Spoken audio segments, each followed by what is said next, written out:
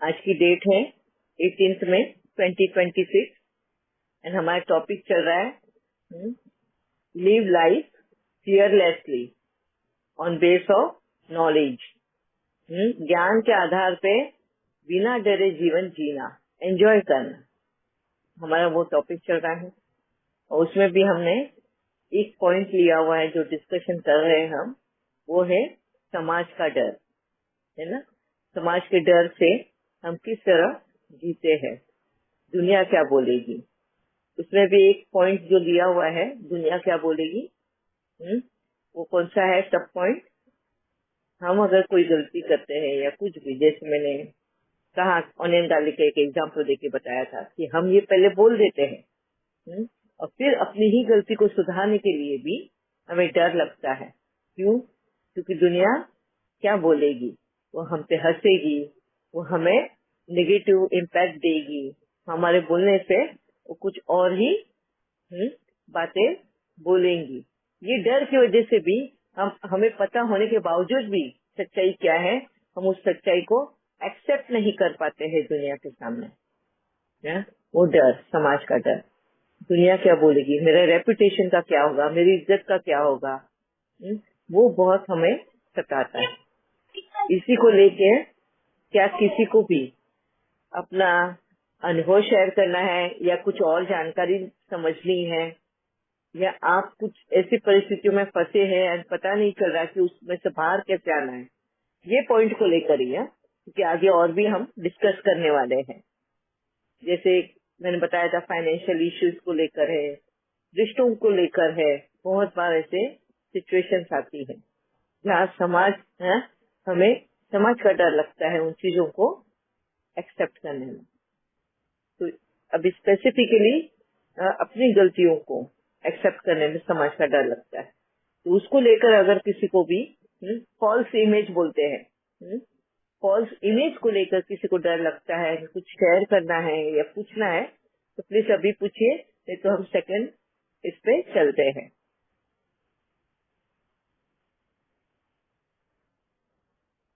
सबको ओम क्लियर है? शांति दीदी।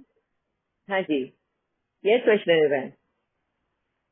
दीदी उस दिन अपनी बात हुई थी, तो यस। मतलब पहले मैं क्या करती थी कि मुझे जो भी कोई चीज रहती थी ना, मैं पर्सनली कॉल पे बात कर लेती थी, बिकॉज समवेयर मुझे थोड़ा सा हेजिटेशन होता था, मुझे जो भी क्वेश्चन पूछना था वो सबके सामने पूछने में। हम्म। उस दिन फिर करेज आया अंदर से, मैंने बात की आपसे and it hmm. Was over. But फिर रात को सोने से पहले ना मुझे रेस्टलेसनेस फील हो रही थी, वो हम्म। फियर ऑफ जजमेंट बार बार दिमाग में आ रहा था कि लोग क्या सोच रहे होंगे। बट आई वाज कि ठीक है, वो उनकी सोच है। हम्म। एंड सैटरडे संडे 2 दिन पे गैप आ गया ना, तो जब जब मैं फ्री रह रही थी मुझे वो चीज दिमाग में आ रही थी। बट आई वाज लाइक कि ओके, इट्स फाइन, एक्सप्रेस करना भी यस। जरूरी है। उसके बाद मतलब जजमेंट ये बताते हैं कि आपका ओपिनियन, मतलब आपको शो करते हैं किसी और के बारे में आप क्या बता रहे हो ये। तो या मतलब वो जो फर्स्ट डे फ्राइडे को सेशन हुआ था, उसके बाद जो बहुत ज्यादा हो रहा था उसको फिर एक्सेप्टेंस के साथ सैटरडे संडे में कम हो गया वो। Very nice. That's all, thank you. Om Shanti. Very nice. Thank you Vaishnavi बहन, आपने इतना सच्चाई के साथ में अपनी स्थिति को रखा। अपना बहुत अच्छा डिस्कशन हुआ था फ्राइडे को, एंड क्या आप गो थ्रू हुए हैं, किस दौर से गए हो फ्राइडे की रात, सैटरडे, संडे, एंड किस तरह अपने आप से वो फाइट करके आप एक एक्सेप्टेंस की लेवल पे आ गए। बहुत अच्छा, very nice, salute, hats off to you. यही करेज चाहिए है बाबा को। बाबा जिस हिम्मत की बात करता है ना, वो यही हिम्मत की बात है। पर फिर भी अभी तक आपकी लड़ाई चलने वाली है, क्योंकि जब जब अभी आपने ये स्वीकारा है, अभी नोन पर्सन जब आपके सामने आएंगे, जो भी अगर ये ऑडियो सुनेंगे आपका वाला, नोन लोग जब सामने आएंगे, तो कहीं ना कहीं आपका संकल्प तो चलेगा, कहीं ये मुझे जज तो नहीं कर रहा, कहीं इसने मेरा ऑडियो वो सुना होगा और अभी वो इसलिए इस तरह से मेरे साथ बिहेव कर रहा है। हाँ? क्या ये मेरा अभी इस तरह से मेरा ओपिनियन रखेगा? ये चलेंगे जरूर क्वेश्चन। इसी का आंसर आज हम डिस्कस करेंगे। अब आप बताइए वैष्णवी बहन, कि एक्सेप्टेंस पावर कहाँ तक हुआ है आपको, क्या मैटर करेगा अभी आगे चल के आपको? दीदी अभी इस टाइम पीरियड में है ना, मतलब लास्ट मैंने खुद को कब सुना था मुझे वो चीज याद ही नहीं है, टू बी वेरी ऑनेस्ट। हाँ। और अभी खुद को चूज करने के बाद बहुत लाइटनेस फील हो रही है। मतलब वेरी नाइस। आई रियलाइज कि हम खुद ही खुद को फेस नहीं कर पाते हैं, दैट्स वाई हमें बहुत ज्यादा फियर हो जाता है। यस और जब तक मैं खुद ही खुद को एक्सेप्ट नहीं कर पाऊंगी तो मैं दुनिया से क्यों ये चीज एक्सपेक्ट करूँ कि वो मुझे एक्सेप्ट करे। Yes, very true. बहुत अच्छा बताया वैष्णवी बहन। अभी ऐसा लगता है कि वाकई में आपने मनन चिंतन किया है, उसको प्रैक्टिकल में यूज करके आपने देखा, एंड फिर आपका ये नतीजा निकला जो आपने अभी बताया, कि दुनिया हमें कुछ भी जज नहीं करती। दुनिया की नजरों में हम कैसे दिखते दुनिया को फिक्र भी नहीं है, क्योंकि उनको उनके ही बहुत सारे टेंशन पड़े रहते हैं। वो एक बार को 1 मिनट के लिए सुन लेते हैं और फिर अपनी दुनिया में आगे बढ़ जाते हैं। पर हम कहीं ना कहीं उसी जगह पे अटक के रह जाते हैं कि दुनिया अभी मुझे जज करेगी, दुनिया अभी मुझे क्या बोलेगी, मेरा इज्जत का फलूदा बन गया। अभी दुनिया में को वो रिस्पेक्ट नहीं देगी, उस आदर भाव से नहीं देखेगी, मेरा रेपुटेशन, मेरा इमेज खराब हो गया। ये सारी हाँ, ये जो हम ये चिंता करते रहते हैं ना, ये सारे हमारे दिमाग में होता है। दुनिया को कुछ भी पड़ा नहीं है तुम्हारा, उनके पास बहुत काम होते हैं दूसरे। मैं एक एग्जांपल देती हूँ, आप खुद का ही ले लेने का। जो भी इस दौर से ऐसे गुजर रहे होते हैं ना, उनको वो खुद का ही देख लेने का कि उनको कितनी दुनिया की पड़ी है। आज दुनिया में क्या हो रहा है, तुम्हारे आसपास क्या हो रहा है, तुम्हारे पड़ोस में क्या हो रहा है, वो भी छोड़ो, तुम्हारे खुद के घर में क्या हो रहा है, तुम्हारे भाई बहन माँ बाप किस दौर से गुजर रहे हैं, क्या चल रहा है उनके जीवन में। कभी चिंता करिए उस बातों में? क्यों? फिर तुम खुद ही अपनी ही तकलीफों से इतने घिरे हुए हो, कि आपको पता ही नहीं कि आपके भाई बहन सब लोग किस दौर से जा रहे हैं। अगर आपको खुद को इतना वक्त नहीं है तो आप ये क्यों डर के मारे ये सोचते हो कि दुनिया में फर्क पड़ने वाला है तुम्हारा इसका? है क्यों उस डर से जी रहे हो? पूछना कभी अपने आप को, हमको क्यों बोलना है सच दुनिया के सामने, ताकि हम खुद उस डर से बाहर निकले। जैसे अभी वैष्णवी बहन ने फ्राइडे के क्लास में सब बता दिया उनका। अब ये वीडियो शायद हो जाएगा, ऑडियो सबके पास जाएगा, शायद उनसे 9 लोगों के पास भी जाएगा, या वो दुनिया के सामने खुद जाके जिनको भी मैटर करता है उसके जीवन में जो लोग मैटर करते हैं वो उनको जाके सामने से बोल दे कि भाई ये मेरे में कमी है, मैंने ये गलतियां करी है, अब मैं अपने आप को सुधारना चाहती हूँ।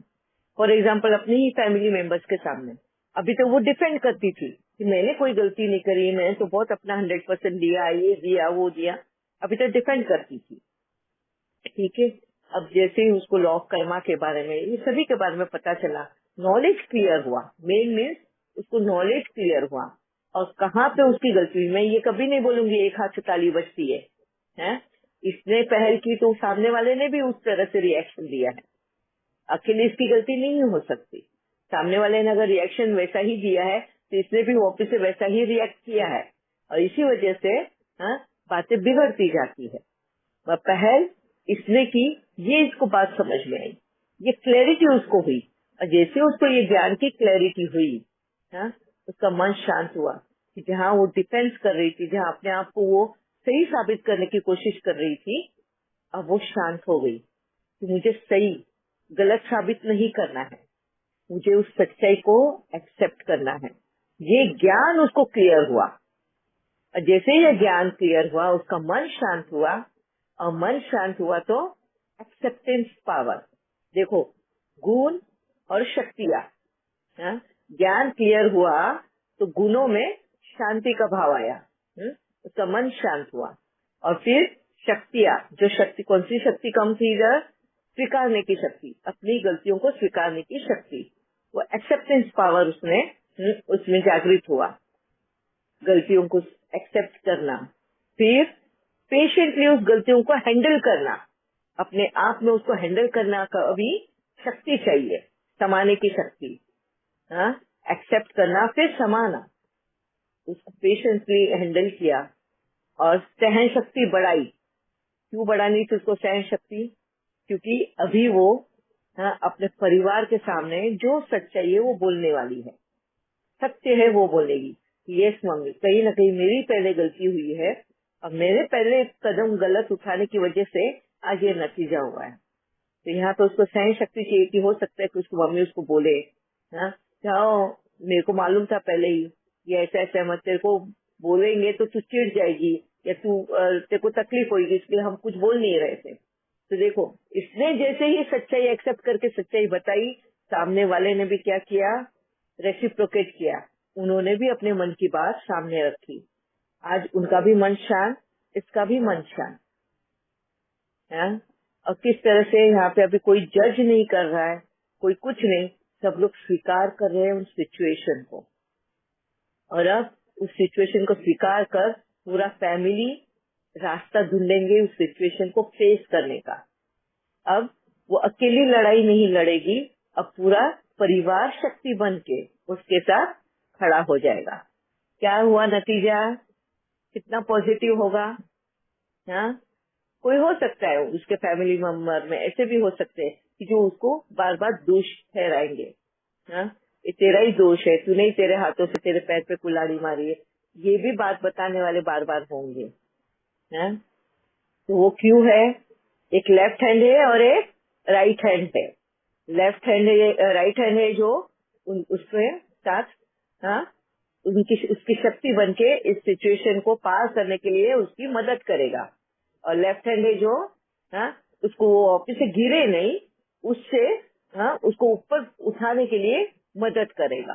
तो लेफ्ट हैंड उसको बार बार उसकी गलतियों को याद दिलाकर उसको बताएगा कि अब ये फिर से गलती नहीं करनी है, अभी तेरे को शांत रहना है। तो दोनों भी क्या रूप कर रहे हैं? दोनों भी उसको आगे बढ़ाने की कोशिश कर रहे हैं। ये कब होता है? जब हमें ज्ञान क्लियर होता है उस सिचुएशन को समझने के लिए। वो जो भी परिस्थिति आई है उसको जब हम समझेंगे तभी हम उन परिस्थितियों से लड़ सकते हैं। और लड़ने के लिए हमें राइट एंड लेफ्ट, क्रिटिसिज्म और एप्रिसिएशन दोनों की जरूरत होती है। क्लियर है सबको? क्लियर है। तो अभी हमें किस तरह से अपनी परिस्थितियों का सामना करना है? सबको अभी आएगा। किसी को कोई भी अभी प्रॉब्लम नहीं आएगी ना अपने परिवार के साथ में। सबसे पहले तो अपने आप से ही हमको फेस करना है। अपने डर को अपने मन से निकालने के लिए हमको खुद ही पहले तैयार होना है। ठीक है? किसी को कुछ बोलना है?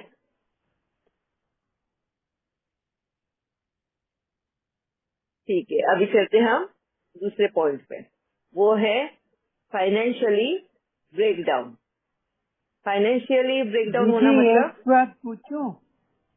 हाँ जी शशिकला बहन। हाँ, अभी क्या है कि अभी हम हो जाते हैं गैदरिंग में, हाँ। तो उधर ना हम सबसे बातें करते हैं, सबको हेलो हाय बोलते हैं, सब करते हैं। अभी हमारे बच्चे जो हैं ये अभी वो बोलेंगे कि नहीं मुझे नहीं करना है, मुझे किसी को देख के हाय बाय नहीं करना है। हाँ। तो ये मतलब डिफिकल्ट होता है ना दीदी? क्यों?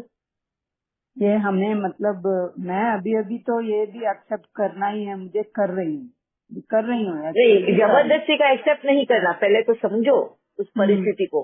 आप यहाँ पे अगर जबरदस्ती का एक्सेप्ट करोगे ना तो आप सप्रेस कर रहे हो, तो कहीं ना कहीं आपको उस व्यक्ति के लिए नेगेटिव फीलिंग लेकर आप एक्सेप्ट करोगे।